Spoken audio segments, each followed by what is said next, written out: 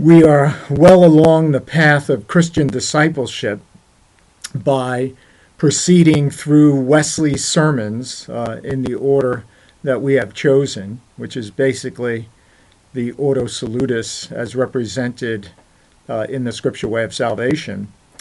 And one of those sermons really at the heart of the Christian life, and which also represents Wesley's pastoral understanding of the problems as well as the possibilities of a Christian journey, is the sermon Self-Denial. Indeed, in the context of this sermon, Wesley notes that it's because of this issue of a failure of self-denial that many Christians go wrong. This is where discipleship may unravel. And Wesley talks about two key ideas here. First of all, the issue of self-denial itself.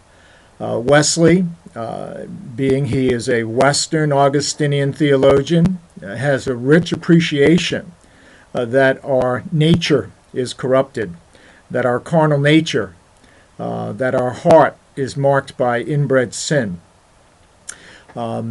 And therefore, we may find rising within us unholy desires. They may remain, but they should not reign, at least in terms of a child of God. And so this calls for discipline. This calls for the discipline of not following our own will, but submitting to the will of God.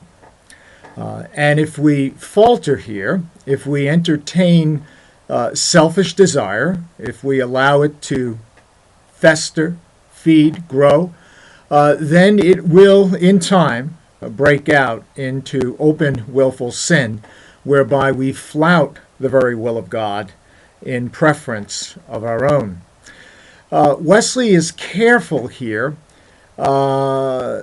and he realizes that the heart is made up of various dispositions. And if we feed self-will, we will strengthen those dispositions in perversity. And so Wesley talks about that if we follow our own will, we will strengthen its perverseness. And so there's this caution that has to be taken into account as well.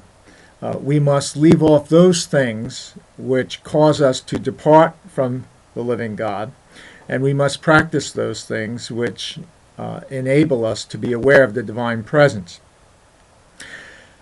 When Woody Allen, of all people, was asked by news reporters many years ago now, why he entered into the moral failure of marrying, in essence, who was his own daughter.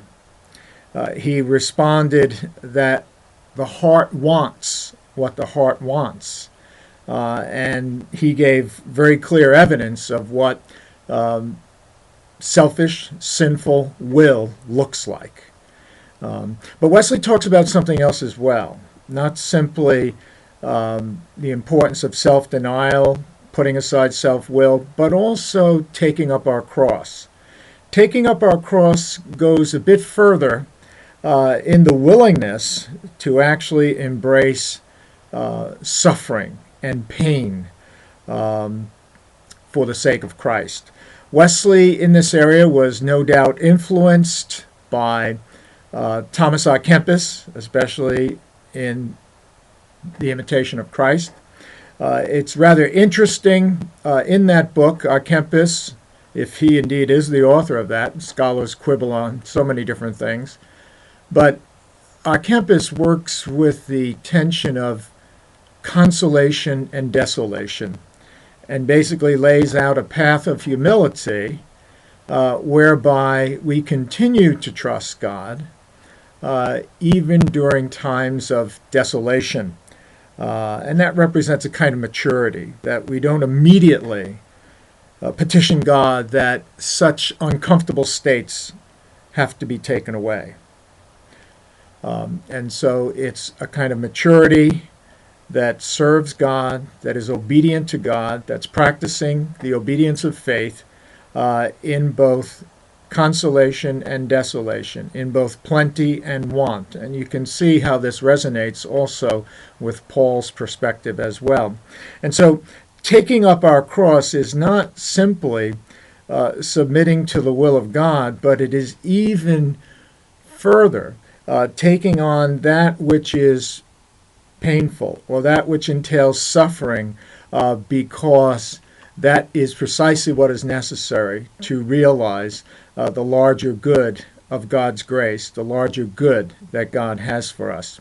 And so, yes, I think this sermon, Self-Denial, is very important and belongs really in the middle of the collection as Christians are prospering from one grace to the next. It's helpful. It casts illumination along the way to show what are the pitfalls to serious Christian discipleship and how they can be avoided so that we can enjoy the rich grace of a God of holy love.